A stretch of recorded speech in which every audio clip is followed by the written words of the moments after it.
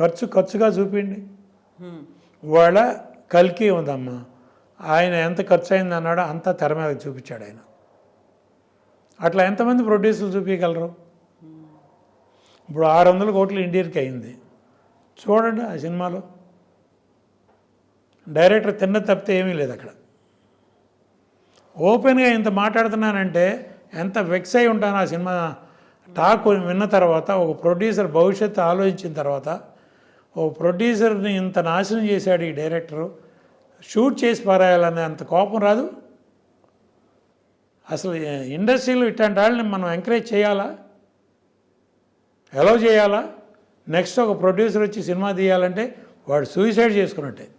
ఇప్పుడు మీరు ఇన్ని మాట్లాడుతున్నారు కదా, ఇవన్నీ కూడా ఇప్పటిదానికి ఒక వ్యతిరేకంగా మాట్లాడుతుంది. ఇప్పుడు ఏదైతే ట్రెండ్ ఉందో కాట్రగడ్డ ప్రసాద్ గారు అర్థం చేసుకోలేకపోతున్నారు. ఎప్పటిదో పాతకాలం దాన్ని ఆలోచనలో ఆ ఓల్డ్